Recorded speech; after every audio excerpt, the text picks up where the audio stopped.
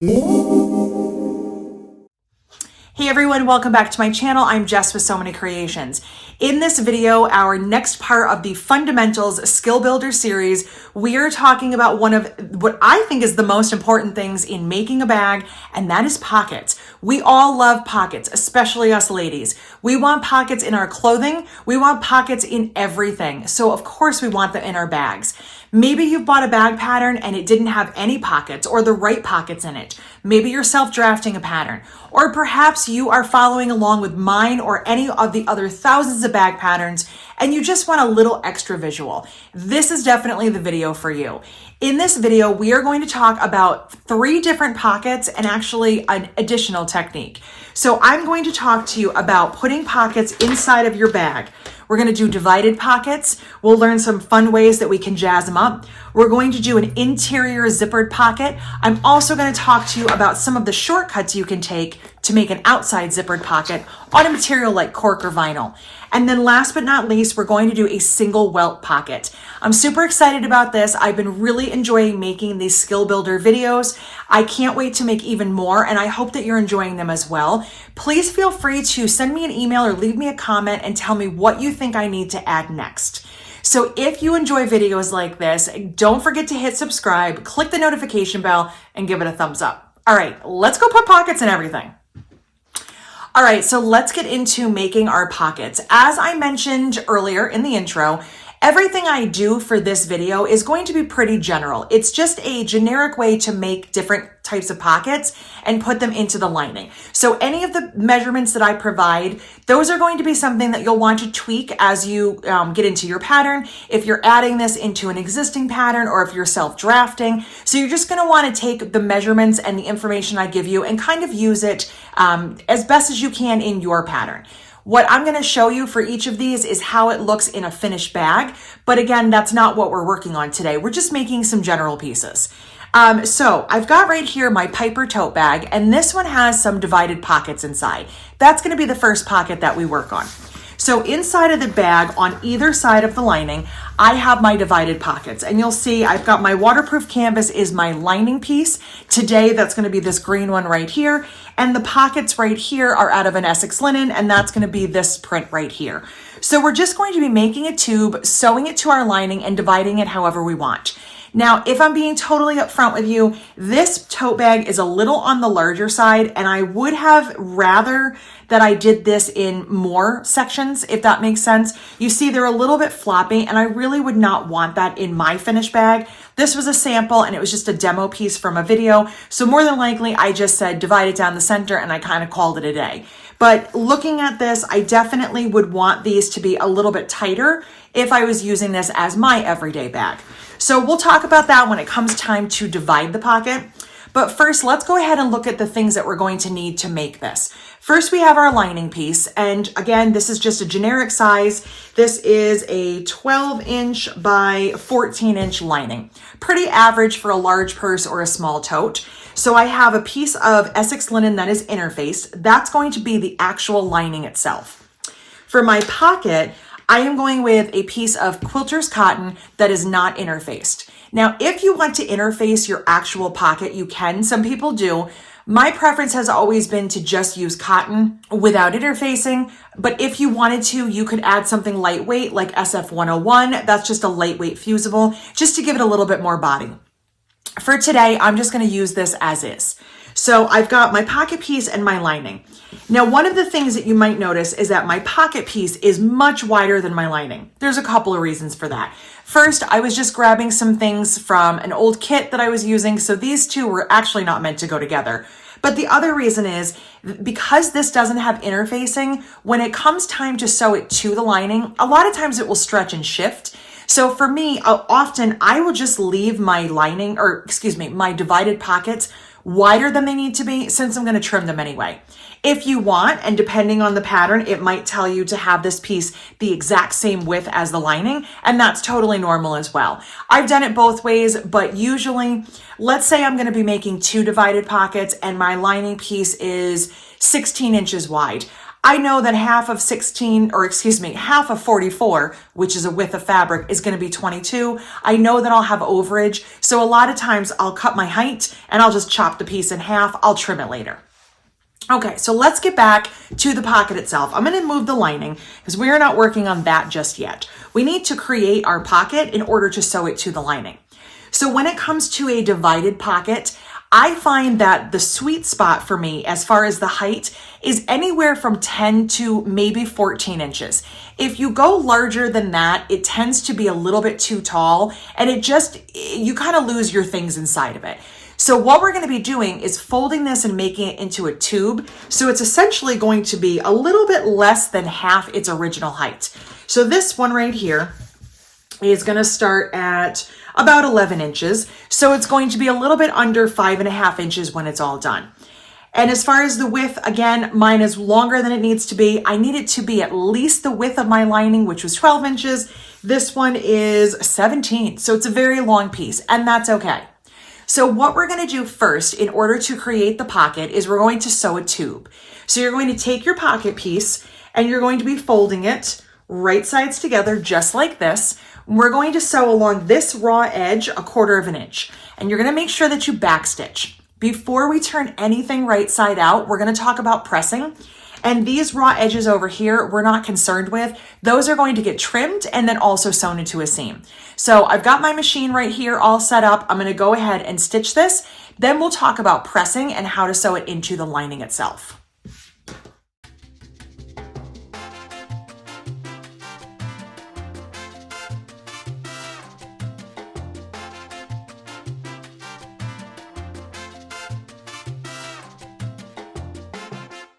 So just a quick little note, I don't normally have my machine on camera when I'm working. I actually have a class coming up and this is where I like to do my Zoom classes. So my machine was already set up and I thought, why not? I'm just gonna leave it here. So in most of my videos, you will notice that my machine is not here. I actually sew off camera, but it was just the way that things were set up for today and I'm just going with the flow.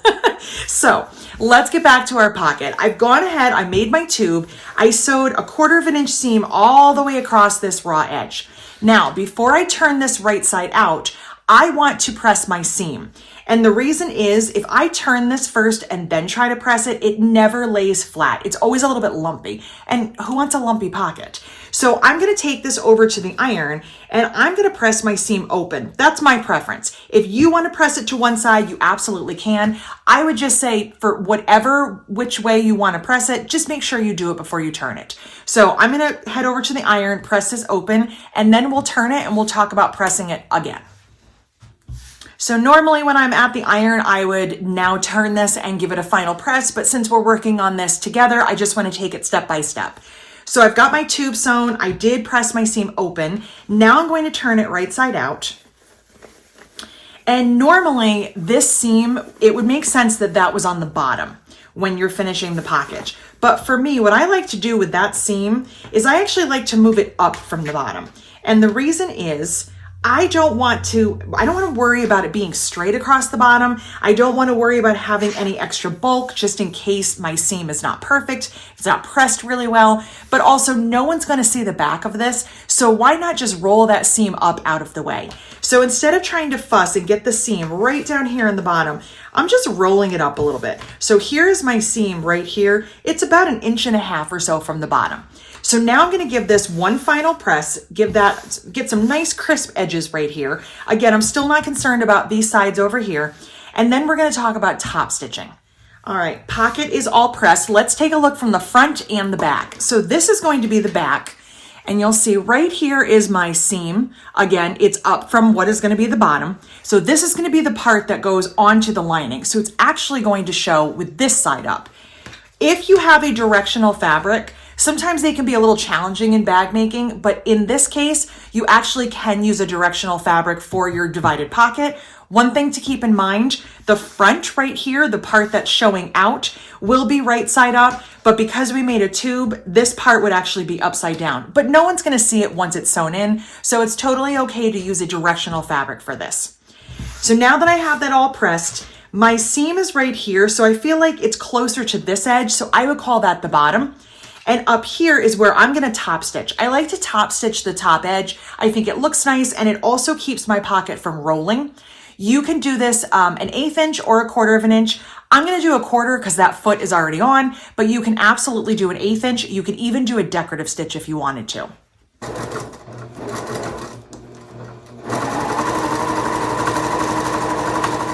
All right, so now I've got that all top stitched. So the pocket itself is complete. Now we're going to add that into the lining and then divide it up.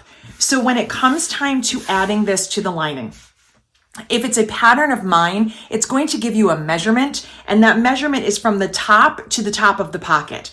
If you are working on adding this to an existing pattern that doesn't have this pocket, or you're making your own pattern, what I would suggest for you is first figure out what is your closure.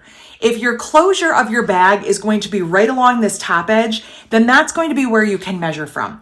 If you're going to be cutting part of this to add, let's say, a recessed zipper, or there's another piece to it, keep that in mind as far as your placement.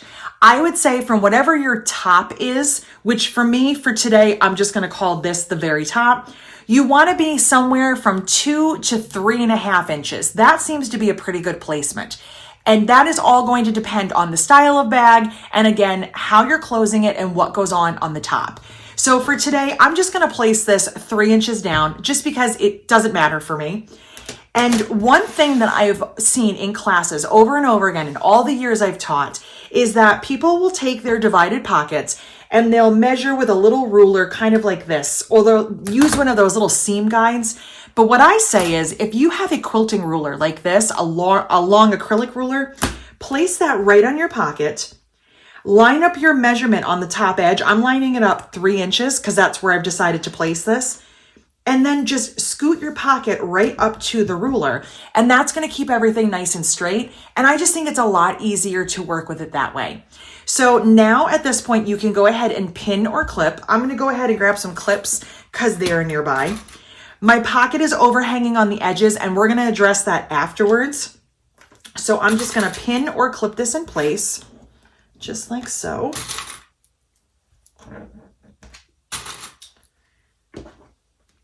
Come on. Why is the last one hard? There we go. So I've got that where I want it. And now I'm going to sew it. Here is another little tip. If you have any issues with this shifting, which there's a good chance it's going to shift because it's not interfaced, you can take a pen, a heat erasable pen, preferably something that comes off, and you can take your ruler and you can actually draw a line right on your lining like so. And that's going to tell you where your pocket is going to line up. So then when you're at the machine, you can make sure that it's staying straight. Either one of these will work. It's completely up to you. So once we have this in place, I'm going to sew along the bottom edge. I'm only doing the bottom for now because I know that it's going to shift around. It's going to move a little bit. When that's done, then I'll be ready to do some trimming and then dividing. So I'm going to sew this 1/8 of an inch. I find that I like to do the bottom edge 1/8. And I also like to do my sides 1/8, so I might as well just change out and get ready for that. So I'm just gonna change my foot really quick. And I'm gonna go ahead and just stitch right along this bottom edge using my 1/8 inch seam allowance.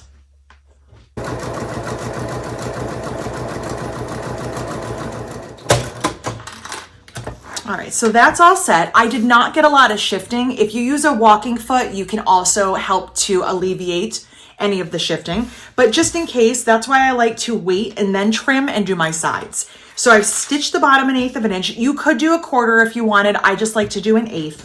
And now what I'm going to do is trim my sides even with the lining, just like that.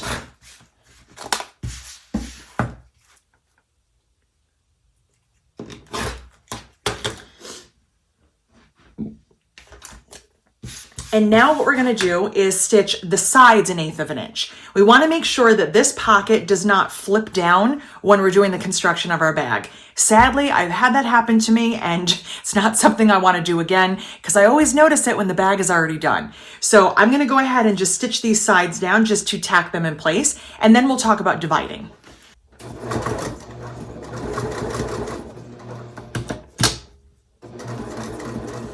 All right, so my edges are stitched within the seam allowance.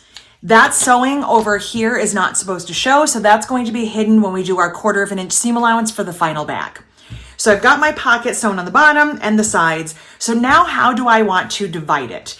Now, if I was making a bag that was about this size, chances are I'm just going to divide it in the center. If I was making a larger bag, I could also add 2 lines and I could make a skinny little pen pocket. I could measure my cell phone. I could, make it for whatever I wanted, whatever my needs were. For this one for today, I'm just going to go ahead and measure down the center just so that we can get that done. I find that when it comes to divided pockets, anywhere from 5 to 6 inches is a really nice size for a pocket. Anything bigger than that by too much can get a little bit messy. And anything smaller, unless it's going to be for like a pen pocket, it really can be too challenging to get items in and out of there. So this one right here, this lining is 12 inches. So I'm just going to bind the center, so 6 inches over, and I'm going to go ahead and mark. I'm doing everything with a removable pen. That way I can just take it to the iron off my marks, and I'm all set. So what I'm going to do to divide this, what I like to do is start at the bottom here. I like to sew all the way up to the top, turn, and come back down. Then I've sewn my pocket twice, and then all of my loose threads are down at the bottom. So I'm going to go ahead and do that. So my pocket is completed, and from this point, I'm ready to move on to the construction steps or whatever my next step is in my pattern. But let's say that I want to add a little something extra to this. I want to make my pocket a little fancier. What I can do if I'm getting into playing with rivets, which I think a lot of us are, I could add a little rivet to the top. That is something, again, these are totally optional, but it's something that adds a little extra something. It makes it more functional. It's going to give it some durability, and it's also just really cute. It looks kind of nice. So I'm just going to go ahead and put a hole right there, right at the very top of my pocket, next to my top stitching. And I'm just going to add a little rivet right here.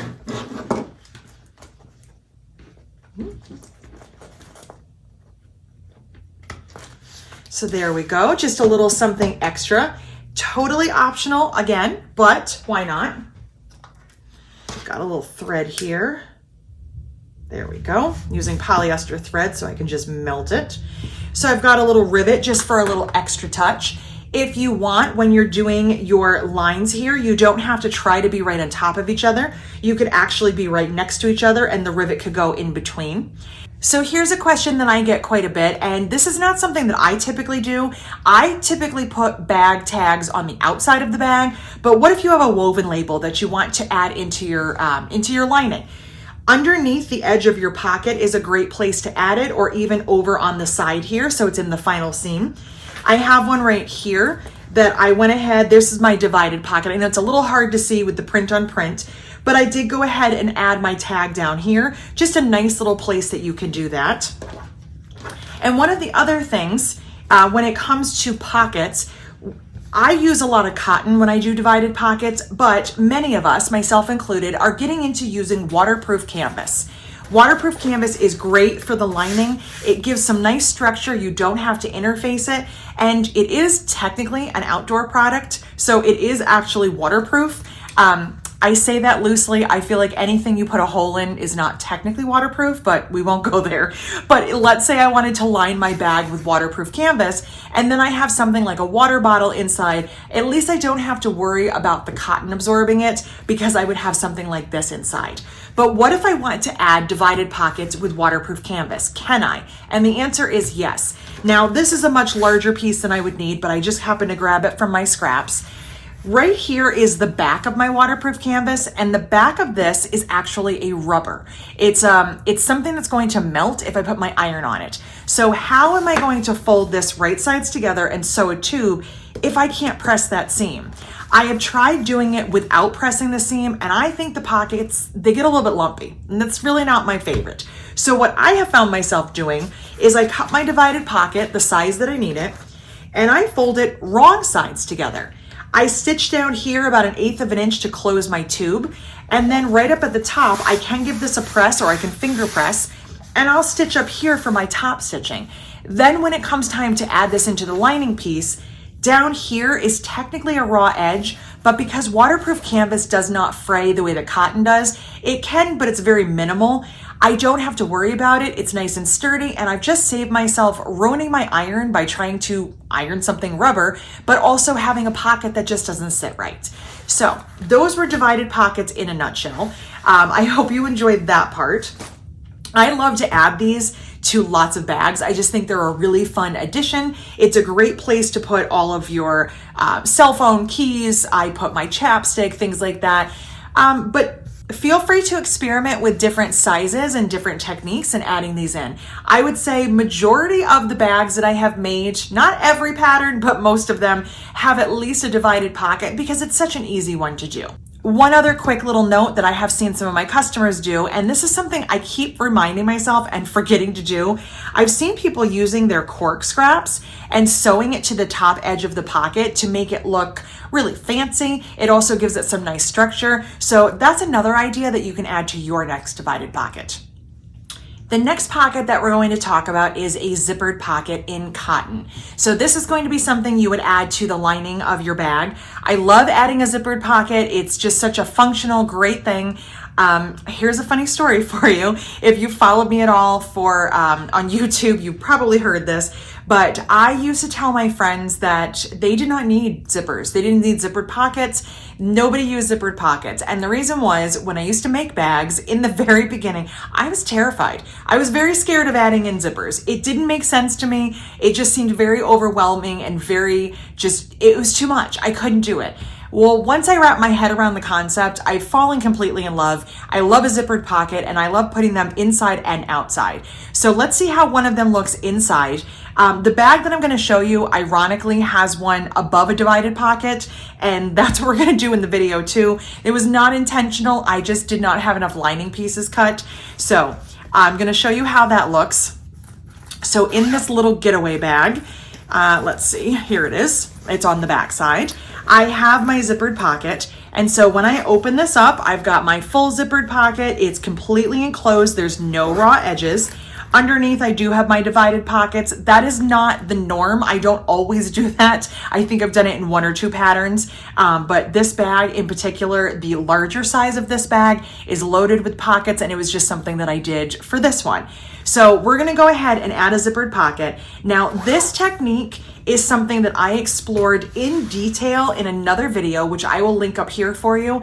That video includes zippered pocket with every tip and trick that I have. And it also has information on doing a recessed zipper. I have not watched that video in a long time. It was one of the first ones I ever uploaded. So I can't remember everything that I did in that bag, but I remember that I went through a lot of extra tips and tricks. I'm gonna walk you through the steps on this one, but I might not get as detailed as I did then. One of the other things that has changed is that I have a template, which I'm gonna demo for you. This is my ultimate zipper template, and this is going to help assist in adding a zippered pocket into your lining. I'm gonna show you how to do it with a ruler without this, and I'm also gonna show you how this can make your life a little bit easier. So I've grabbed a few supplies and we're gonna walk through adding a zippered pocket. So just like I said for the divided pocket, you want to keep in mind what is your closure and what is your finished bag so that you know where the placement is going to be. Most zippered pockets are going to be 1.5 to 2.5 inches from the top. Again, I'm adding this to something that has a divided pocket, so that's definitely going to affect my measurements, but also what is my finished bag? Do I need to trim anything here? Am I adding a closure right to that? Am I adding something to that? So keep that in mind because you don't want your zippered pocket so high, or your divided pockets for that matter, that it's going to obstruct your opening and closing of your bag. So I have my lining piece, I have a pocket piece, I've also got a zipper, and I have some tape. Now, I'm not sure, again, in the original video, if I was using a number 3 zipper. I think I was using a number 5. I'm fairly certain I was. But when it comes to interior zippered pockets, I always use a number 5 because it's what I'm used to working with. It's what I always have on hand. If you want to do a number 3, which is a smaller zipper, and all that means is it's about the measurement of your teeth. The teeth on this are 5 millimeters. A number 3 is 3 millimeters, so it's just a smaller zipper. you can definitely do that. The only thing that I suggest as far as the type of zipper is that you have something that is plastic or nylon that you can cut and sew over, because we're going to be sewing over the ends. If you want to use a metal zipper or a zipper that has really large plastic teeth, make sure that it's the exact size that it needs to be to fit the opening. Otherwise, you won't be able to trim it down or cut it. Or trim it down or sew over it. Obviously, trimming is cutting. Anyway, so let's go ahead and take a look at how we're going to get our measurements. This pocket kind of is done in steps. We're going to be drawing, we're going to be sewing, trimming, and then closing. So for right now, I don't need my zipper. I don't need my tape. I am using a double-sided tape for today that's not fusible. You can also use fusible tape, which is what I have used for many, many years. I used it in that original video and many of my other tutorials. I don't use a lot of it anymore, and the only difference is this doesn't have to be ironed down, so therefore the zipper doesn't have to be ironed down, but really that's the only difference.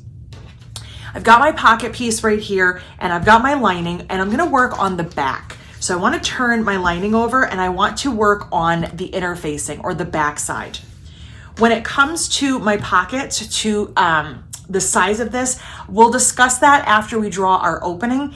This is again an uninterfaced piece of cotton. That's what I'm using for today. So on the back of my lining, I'm working from the top edge of the lining. I need to find the center, and I also need to draw some lines. Ideally, what I'm going to be doing is drawing a box, but in order to do that, I need to draw some lines using my ruler. I'm going to do this first, and then I'm actually going to erase these lines, and then I'll show you the simplified version with the template. So the first thing I need to do is find the center, which is pretty easy because I already stitched down the center. So I don't have to do anything super hard for that. I'm just going to draw a line right there. Now I've decided that I want my measurement to be 1.5 inches from the top. So my first measurement will be to the first line. There's going to be 3 lines, and then we'll make that into a little box. So I like to draw the horizontal lines first. I'm going to take my ruler and I'm going to place it 1.5 inches down from the top edge. And I'm going to draw a line that's way longer than it needs to be because nobody's going to see it. Now I'm going to take my ruler and I'm going to bring it towards me 1/4 inch. So I'm just 1/4 inch down. And then I'm going to do that one more time. Towards me 1/4 inch. All right, there's my 3 lines. So now I want a 6-inch wide box. When it comes to zippered pockets, I would say anywhere from 6 inches. I've even gone up to 11 inches, depending on the size of the bag. Keep in mind your sides here. You don't want your zipper to come too close to the edge because it will get in the way for finishing. And most zippered pockets, unless they're in a tote bag, don't need to be more than about 6 or 8 inches. So we're going to do 6 inches. That's a pretty standard size.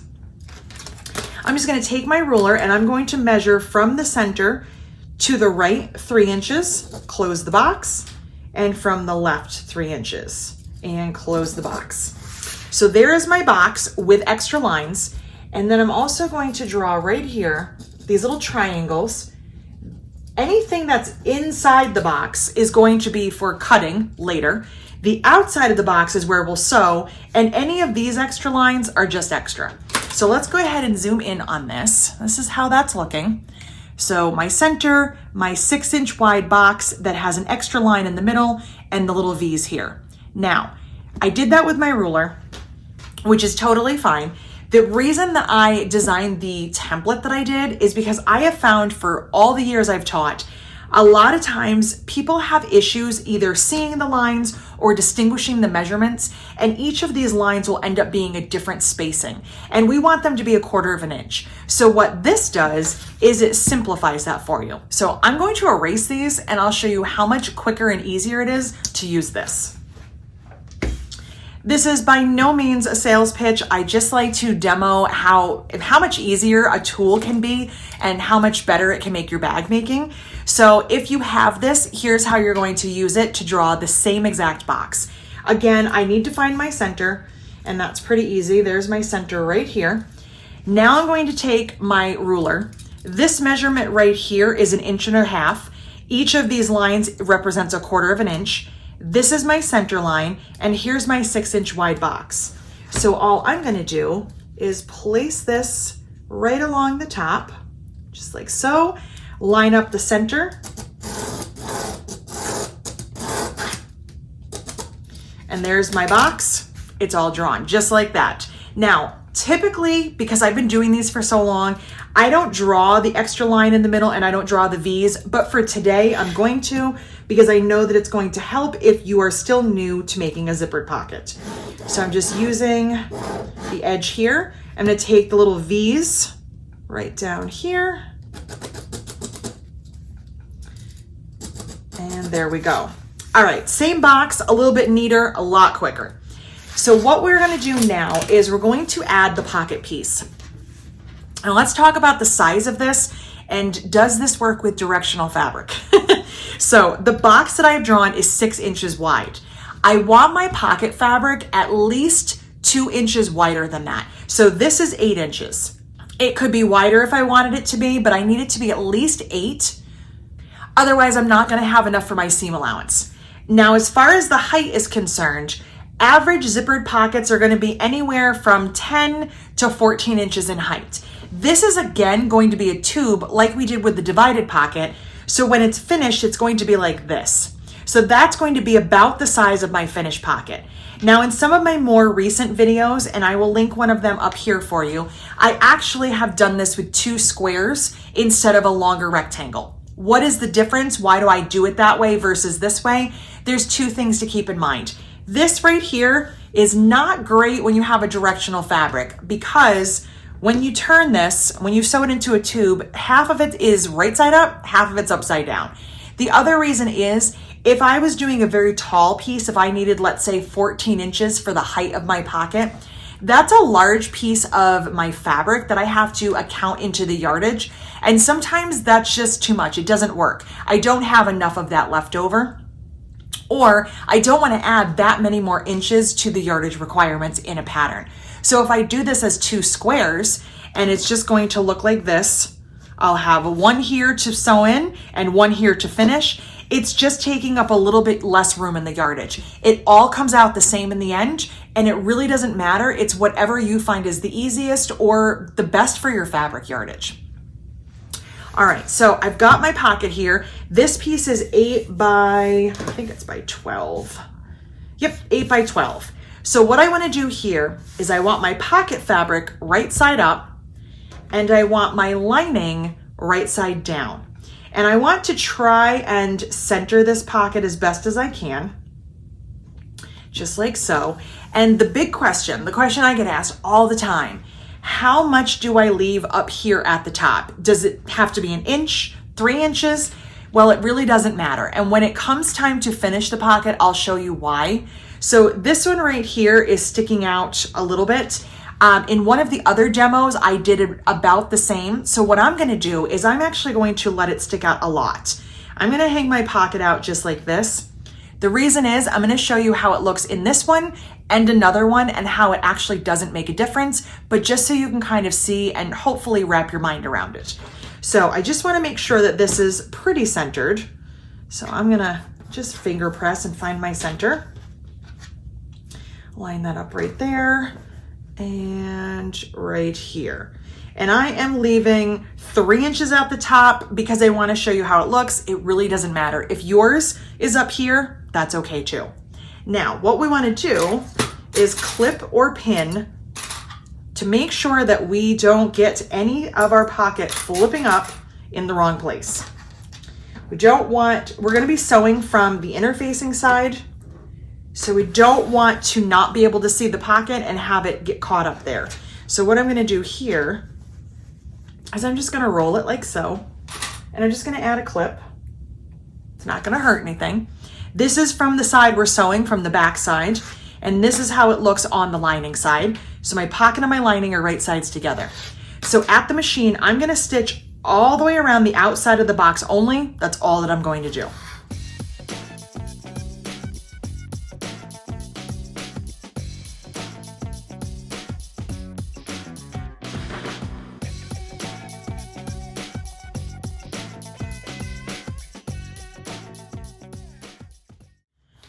So I took my bottom clip out. I have my top one still in, or pins if you're using pins. And all I did was stitch around the outside of the box. That's all that I've done so far.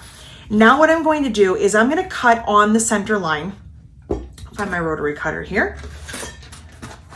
Now you can use scissors for this if you prefer. I like to do it with the rotary cutter and then finish it with scissors. It doesn't make a difference. What I'm doing is I'm trying to cut between the points. So the reason that we drew those V's was kind of a visual reminder to stop. Don't cut too far. Because if we cut too far, we could cut into our stitching, but also it's not going to turn and look as nice. So once we have that stitched or cut in the middle, now you're going to trim back all the way into the corner as close as you possibly can. And I don't really care as much about the lines right now. You'll see that I didn't even really cut on the lines that I drew.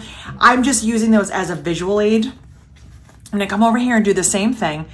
And what I don't wanna do is cut through my stitching, but I wanna get my scissors all the way in. So if I cut about that much, that's not far enough. I wanna go all the way up to my stitches. That's going to help this turn and press really nicely when I pull it through. So I've cut through both of my layers. I'm taking out my clips here, and I'm going to reach in and pull the pocket through to the back, just like this. And at the iron, I'm going to press a nice clean opening. This opening is where the zipper is going to go. So what you don't want is for your pieces to lay like that. You don't want those touching. You want to open this up. We're taking this seam and folding it down and pushing the other one up. We want to have a clean opening for the zipper. Now, if you see that your corners here are very, very puckered, you just can't seem to get them to lay flat, and it seems like there's too much fabric there, chances are one of two things happened. You may not have trimmed as close to your stitching as you can, so just go back in there with your scissors and just trim a little bit. A couple little threads makes a huge difference. The other thing that is pretty normal is that as we're turning that corner, we didn't get a perfect 90-degree angle. And if we're off a little bit, if anything is shifted or our stitching is not great, we can end up getting some little wrinkles and puckers in the corner. It's okay as long as they're not so big that you can't get your zipper to lay flat. If it looks like this, that's not good. If we have tiny little ones, which I do, that's totally okay. I'm gonna go over to the iron and I'm going to press this. If I was using fusible tape, while I was at the iron, I would also be fusing my tape down. But since I'm using my regular double-sided tape, I'll do that over here and I'll show you how to put your zipper in and get it nice and straight. This is how your pocket should look from the back side once you have it pressed. There's a nice clean opening here. And now this is my most exciting favorite part. Because I am using a contrasting pocket that's different from my lining, when I turn this over and look from the front, do you see that beautiful edge right here of my pocket? That kind of gives me this really cool piping look that I didn't actually have to try that hard to do. I think that looks really cool. When I have matching fabric, if I was using the same one, it might be there, but you might not notice it. And I just wanted to show you because in case yours looks like that, I think it looks fantastic. If it bugs you and you really don't like it, you can fuss from the front and really keep pushing that seam down and you can get it nice and flat. But this is pretty typical and I think it looks pretty cool. So I'm gonna flip this back over so it's wrong side up. I've got a few tiny little puckers, but nothing that's going to obstruct my zipper, so I'm not concerned. I'm gonna add my clips in just like that. I don't have any pins nearby, otherwise I would just throw a pin down here. So if it's frustrating you, I'm sorry, but I just don't know. I don't have pins. I don't really use them anymore. All right, roll it up. You can always press it. All right, so from the back, I've got my pocket nice and flat. I've got my opening. So now either at the ironing board with my fusible tape or just right here with my double-sided tape, I'm gonna add a few rows, a few pieces, I should say, just one on either side. And that's going to help to hold my zipper in place. And I discovered this trick. I like to think that I invented it, but I probably didn't. Many, many, many years ago when I was first getting into zippered pockets, after I had that light bulb moment and I said, ooh, pockets are awesome. I want to put them in everything. The only problem I had was that my zippers were always kind of crooked. They would go off to one side or they were wavy. And I had some tape for some reason. I don't even know why I had it, but I thought, could I use that to hold my zipper in place? And I did, and it was game changing. So this is probably not a new concept unless you are a brand new bag maker. And if it is, I invented it. Welcome. I'm just kidding. Okay, so I have that here. This is going to take the place of pins, which I think makes this so much easier. So if it's fusible, I ironed it down. It's not, so I'm just going to go ahead and peel the paper off, and just like so. And then we're going to work from the front, because one of the other things that makes me crazy when I'm in class is when I watch people struggle to put their zipper in on the back. We want to make sure it looks good on the front. So I've got my zipper all ready. I've got it straight here. It is opening from left to right because apparently that is the correct way. I have been scolded many times, and I am now here to tell you that the correct way is left to right. Does it really matter? I have no idea, but that's just how I do it because I get tired of people telling me I was wrong. So there's my zipper. I'm going to take my pocket and work from the front. Try to get that to stay right there so it's not in the way. And I'm going to place this right on top, and then I can fuss and I can make sure it looks straight. And sometimes I'll do that with my fingernail. Sometimes if I have a really long zipper, I'll hold it here and I'll kind of wiggle my zipper tail until I get it in place. I think that looks pretty good. I'm happy. I want to make sure that my zipper is straight, but I also want to make sure it's not too close to one side because I don't want my zipper pull to get caught on the fabric. If it does, it's going to be kind of hard to open my zipper or maybe hard to even close it, and I don't want that. So once I'm happy with the placement, if I'm using fusible tape, I'm ironing this down. Mine is already in place, not going anywhere. Now I'm going to sew all the way around about 1/8 to 1/16 of an inch. You can use whatever foot is the most comfortable for you. I'm going to use my cording foot. I do not start sewing on a corner. It's just a habit I picked up from using different feet over the years. I like to start over here, stitch around, and then I kind of stop where I started. If you're using a foot that requires you to open the pull, I would encourage you to start in a little bit. And when you get over to here with your needle down, then you can open this instead of pulling on the tape constantly and adjusting your zipper the whole time.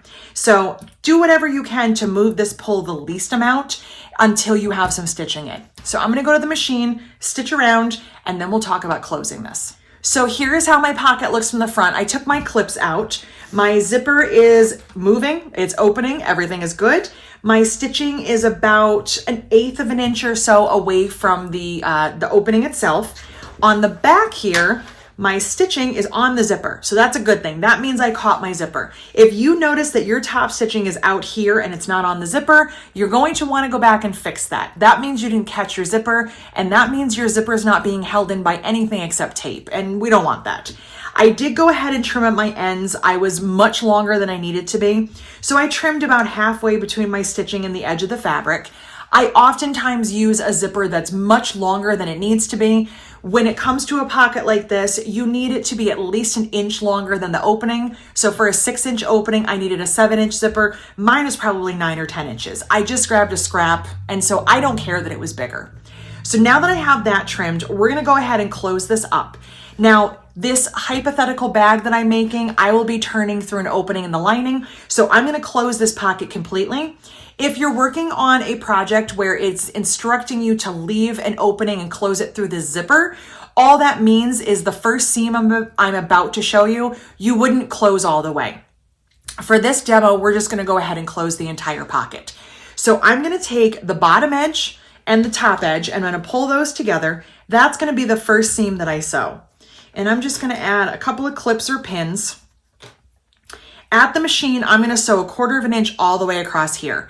Then what I'm gonna do is once that's sewn, I'm gonna pull my pocket down and let it hang towards the bottom of the bag where it would naturally hang when it's finished. You don't wanna pull it up this way. You'll get some weird little like curves to it, and you want your zippered pocket to be nice and flat. So this is gonna be sewn first. I'm gonna pull it down, and then I'm gonna close my sides. And I don't sew this to the lining. I keep this totally loose. Now, once this is done, I'm gonna grab another sample and I'm gonna show you that sample and where the seam lined up when my pocket started higher. I just wanna show you that it really doesn't make a difference. And a lot of times we want an answer, we want a very definitive place it here kind of an answer. And I feel like with a zippered pocket, it really doesn't matter. So I'm gonna stitch this up. We'll see how it looks when it's done. And then I'll show you the comparison next to another one. My pocket is all stitched. One little quick note, I am sewing standing up, so no judgment when my pocket doesn't really look that great. It is what it is. It's also just a demo piece. That was a note for myself, but also for anybody out there that's judging me. So this is how it looks from the back. I sewed my seam here first. I pulled it down and I sewed my side seams. I didn't sew them to the lining. So when I'm at my machine, I just pull the lining piece back and I stitch it, or I'll do it this way and I'll stitch. So once that's all done, I'm finished. My zippered pocket is complete. What I was mentioning earlier is that if you were turning your bag through the zippered pocket, this bottom seam right here, you would have an opening here, and then you could reach through and turn it through your zippered pocket. For this hypothetical bag, I'm not gonna do that. Now let me grab my other piece, which I set aside. Here it is. So this pocket right here, my pocket was about 3 inches above the lining when it started.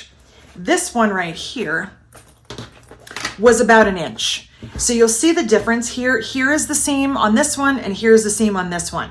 What is the difference other than the placement? Nothing. It makes no difference to the finished bag. And I actually think it's better when your seam is not on the bottom, because then it's not getting all of the weight of whatever's in the pocket and it's not pulling on it. So whether your seam looks like this one or this one, you've done it correctly. You're good to go. I'm gonna move this out of the way.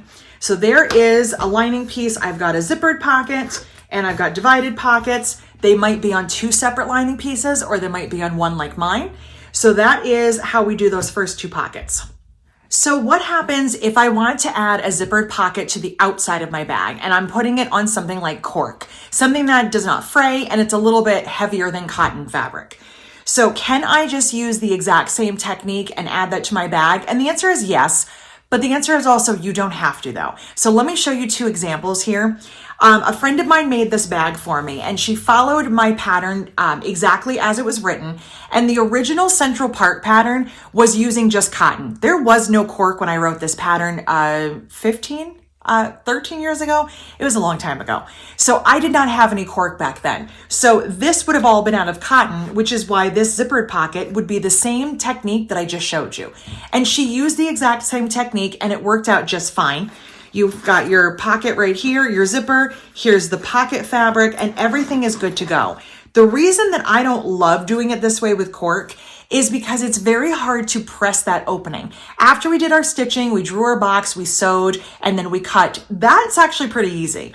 When it's time to pull the pocket through and press it, you can put your iron on cork, so that's not the issue, but cork is a little bit on the firm side and it doesn't always want to hold that crease. So I would find that trying to get my zipper in and trying to get it to lay flat with the additional piece of fabric, it just never made me super happy. This one looks fantastic, but I have found that I like to do it a little bit simpler. So instead of doing the traditional zippered pocket, I do something like I have here. Now this is the Christie crossbody. Yes, it does have an overlay and that is a totally different thing, not required for a zippered pocket on cork, but it's just a little extra something. But what I would do for this and what I did in this pattern is I took my cork, my outside. So this would be this piece right here, already pieced together, top stitched, ready to go.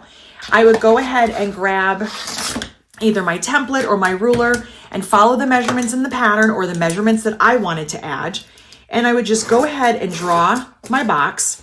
But this time I don't need any of the center lines because I'm immediately going to cut. So because cork doesn't fray, I don't have to worry about having that extra piece of fabric if I don't want to.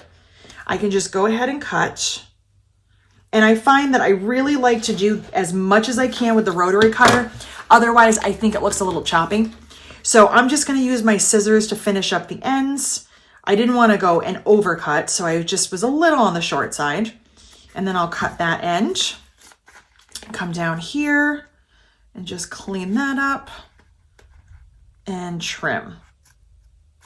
So now that I have my opening, I can immediately put my tape here and place my zipper behind it. I top stitch my zipper, get that all in place, just like I did here. Again, there is the addition of the overlay. If you want, I will go ahead and link this video up here for you so you can see the full step, see how to do it with the overlay. But basically, it's the same kind of concept. I have my opening cut, I place my zipper, sew it in place, and now I have this whole cork piece with a zipper sewn to it. Where's the pocket? How do I get a pocket? So what I do is I just cut a pocket the same size as this piece or the same size as this.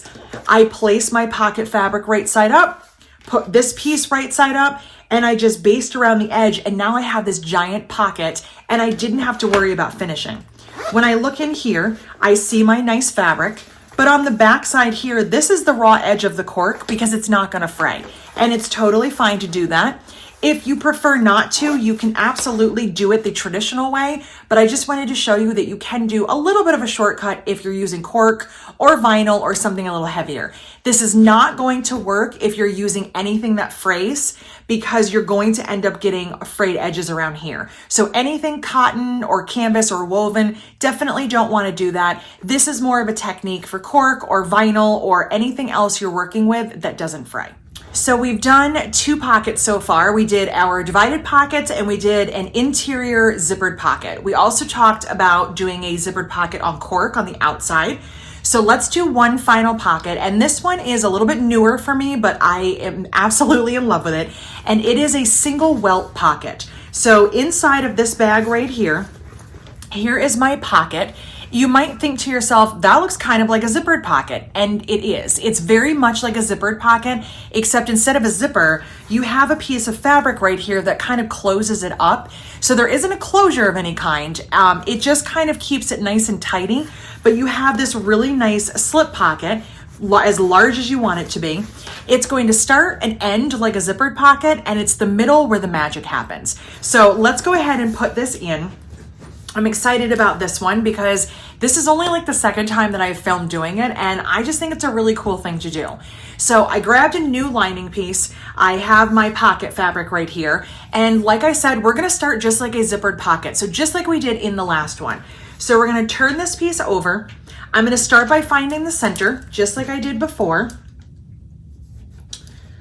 Make my mark. And I'm going to place my welt pocket the same as I did for the zippered pocket. I'm gonna go 1.5 inches down, and I'm going to make it 6 inches wide. So what I love about this is kind of a great alternative if you don't have a zipper, or if you just don't want to put a zipper in and you just want something a little bit more than a divided pocket, something that kind of, slips down into the bag. So this is a really fun alternative. I had somebody say to me, it was a great way to save on zippers because zippers are expensive. So is everything we do in bag making. We still want to have pockets, but maybe we don't want to use those nice fancy zipper pulls and the expensive zippers inside where no one's going to see it. So instead, we'll do this single welt pocket. So I have my piece cut right here, just like I did before. This is 8 inches by 12 inches. So whatever measurements you're using for a zippered pocket, you would translate that to this. Again, keep in mind how far down you want it to go. This is just a generic lining piece, so 1.5 inches is fine. If I was doing a recessed zipper or a different type of closure, I might adjust that.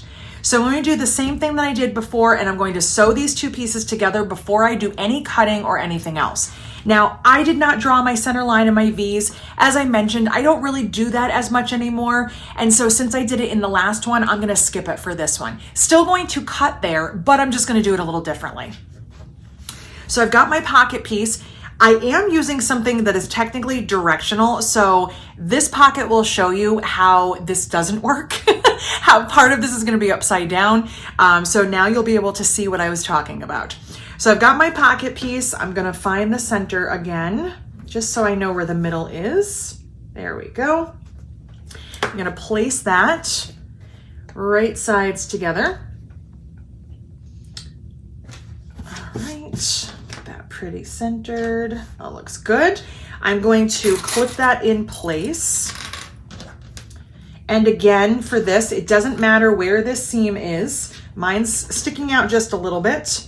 I'm gonna clip it down here too. At the machine, I'm gonna sew around the box. Then I'm gonna come back and I'm gonna cut and pull my fabric through. So up until that point, it will look just like a zippered pocket.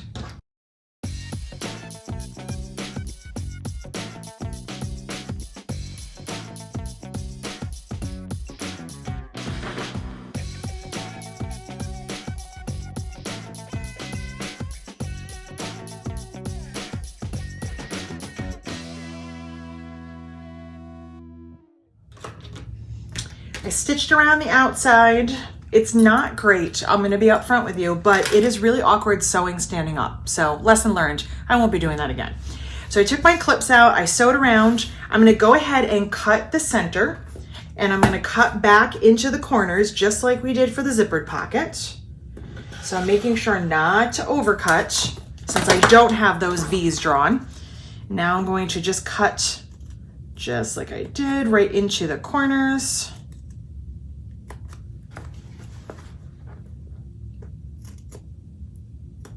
Close as I can.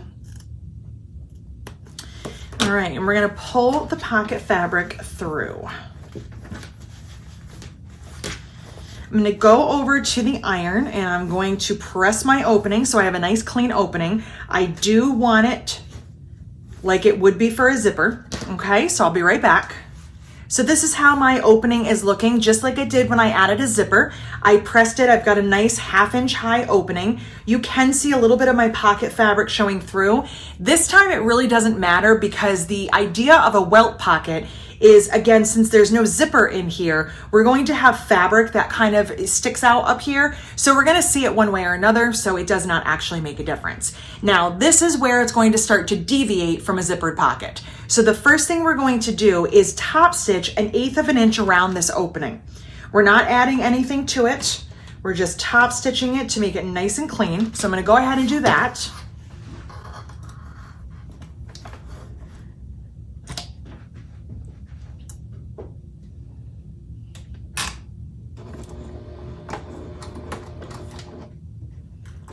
So here is the view from the front of my lining piece.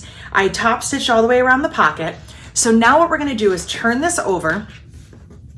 And the idea of a welt pocket, the welt itself, is a piece of fabric that covers the opening right here. It's still a functioning pocket, but it gives it a nice crisp, clean look. If you've ever purchased brand new dress pants, especially men's dress pants, this is similar to what the back pockets look like. A lot of times they're still tacked down. If you know what I'm talking about, you understand. But we're going to be making my version of this for the bag. So what we want to do is roll this fabric piece up to make a crease that covers this opening. So I just kind of grab it right here and I just slowly roll it up until I get the top of the crease to the bottom edge of my opening right here. It's the bottom of the top of the opening. I hope that makes sense. It's always a very hard thing to explain, but I'm gonna show you once I get this done so you can see how it looks. So there is my crease right here. I'm gonna be pressing and top stitching this. So this crease covers the entire the entire opening of the bag, the pocket, excuse me. So from the front, there is the crease right there. I'll put my finger in there so you can see. So now, before I do anything, I'm gonna go to the iron and I'm going to press a nice crisp crease. That's hard to say. I'll be right back. I'm back. From the back side, this is how it looks. Now, it's not tacked down, so I can still move it, but I have a crease right here. So the first thing I'm going to do is I'm gonna top stitch 1/8 of an inch right along that crease. I'm gonna go ahead and do that. And then after I get that done, then we're gonna tack this down. And the reason that I do this is so that it looks neat and tidy when it's all done.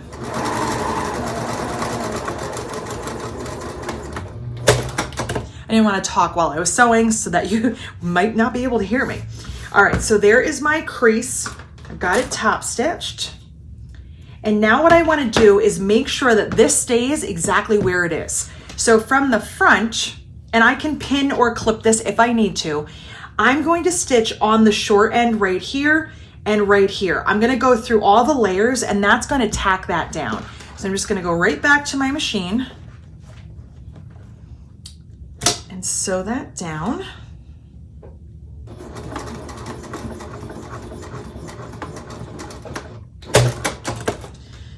I'll do the other side as well.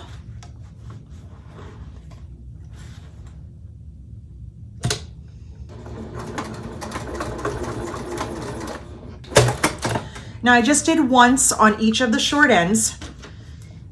I'm gonna go ahead and trim my threads. And now I have a welt, just like that. And I have this really nice pocket. Using the contrasting fabric, you can see that little bit. It kind of adds a little interest. If you don't like that look, you could match your lining, that would be fine. But now that we've got that done, we're gonna close it up and finish it just like we would a zippered pocket. So we're gonna take our edges, our top and bottom, sew that 1/4 inch, pull this down where it'll hang in the bag, close up the sides, and we're good to go. So I'm gonna close this up and we'll take a final look. All right, if I want, I can head over to the iron and give this a final press, but I'm just gonna kind of leave it as is. So from the back, it looks like a zippered pocket, and from the front, it's a really cool welt. And as you can see, when I look inside, my pocket fabric is upside down, and it is upside down in the welt as well. So this is why I don't love using directional fabric.